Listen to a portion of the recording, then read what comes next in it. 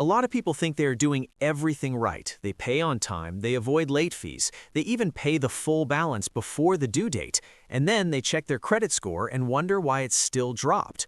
The reason is simple. Your card issuer usually reports a snapshot of your account at the end of the billing cycle, not on the day you send in your payment. That reported statement balance can affect your credit utilization, and utilization is based on the balances that appear on your credit report, not the live balance you see in the app. That means the game is not just about paying on time, it is also about timing. If your card closes with a high balance, the credit bureaus may see a heavier load than you actually carry most of the month, and that can make you look riskier than you really are, even if you never miss a payment.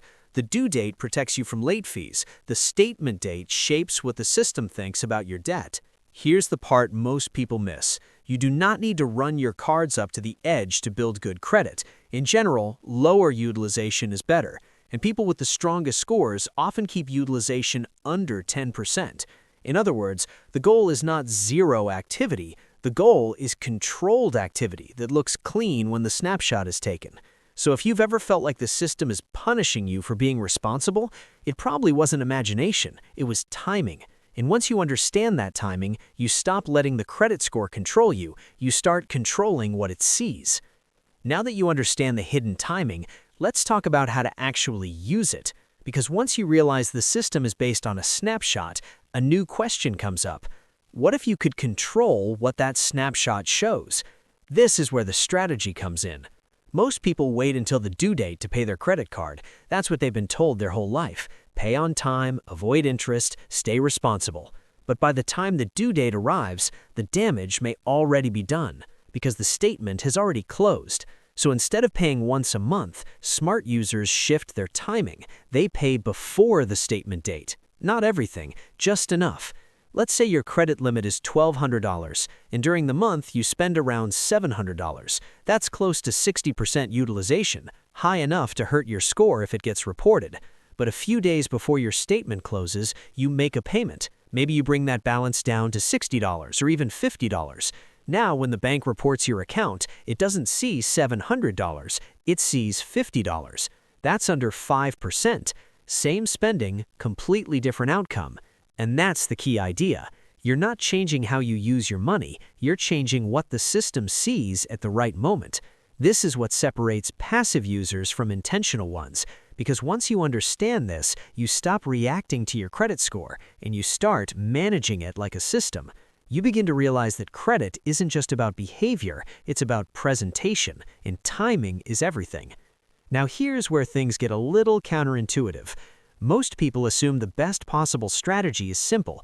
Don't use your credit card at all. Keep the balance at zero, stay completely safe. It sounds logical, but in the world of credit scoring, that's not always the winning move, because the system isn't just measuring how little you owe, it's measuring how you use credit. If your report shows a consistent 0% utilization, it can sometimes signal inactivity. From the algorithm's perspective, you're not demonstrating that you can borrow and manage credit, you're just not using it. And that's a subtle but important difference. The strongest profiles don't show zero usage, they show controlled usage. Think of it this way. If someone has a $1,500 limit and reports a $0 balance every single month, there's no data showing how they handle credit in real situations. But if that same person uses the card and reports a small balance, say $30 or $40, that's around 2 to 3%. Now the system sees something different. It sees activity, it sees restraint, it sees consistency, and that combination sends a much stronger signal. So the goal isn't to avoid credit, it's to use it strategically. A small balance reported at the right time can actually work in your favor. It shows that you're engaged, but in control. And that's exactly what the scoring model is designed to reward. Now that you understand timing and why zero isn't always ideal, let's talk about something even more important, the invisible thresholds that shape your credit score. Because credit utilization isn't just a number, it moves in ranges, and crossing certain levels can change how the system evaluates you almost instantly. Most people think it's random. It's not. There are clear zones. If your utilization is above 50%, that's considered risky. Around 30%, you're in an average range. drop below 10%, and now you're entering strong territory. But here's where it gets interesting. The highest performing profiles often stay around 1 to 4%, not zero, not high, just enough to show activity, but low enough to signal control. Let's put that in a simple example. If your limit is $2,000, 50% utilization is $1,000, risky. 30% utilization is $600, acceptable. 10% utilization is $200, good. 3% utilization is $60, excellent. Same credit card, same person, but completely different signals being sent to the system. And here's what most people never realize. Even if you pay everything off later, if your statement reports a high balance, your score reacts to that number first. That's why two people with the same income, same habits, even the same spending can have very different credit scores because one understands the thresholds and the other doesn't. Once you see this, your strategy becomes clear. You don't just aim to pay your card, you aim to land in the right zone at the right time. Because in this system, small percentages make a big difference. Now that you understand the timing, the strategy, and the thresholds, let's put everything together. Because at this point, you're no longer just using a credit card, you're managing how the system sees you. And once you understand that, everything changes. Here's what it looks like in practice. You use your card like normal throughout the month. Groceries, gas, everyday spending. Nothing extreme, nothing reckless. But instead of waiting until the due date, you stay aware of one thing, your statement closing date. A few days before that date, you check your balance. If it's high, maybe 40 or 50% of your limit, you make a payment early, not to pay it off completely, just enough to bring it down into that optimal range, maybe around 2–3%, somewhere in that zone. Then the statement closes, and that's the number that gets reported. A small balance, controlled usage, strong signal.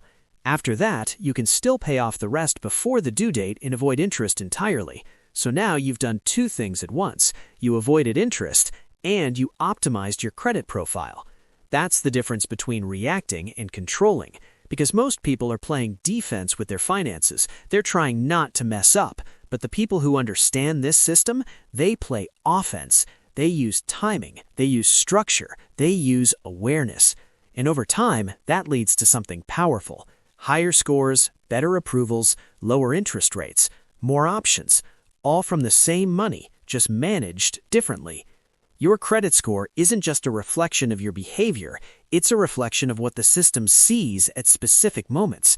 And once you understand that, you stop guessing, you stop getting frustrated, and you start making decisions with intention. Because in the end, it's not just about paying your bills, it's about playing the game the right way.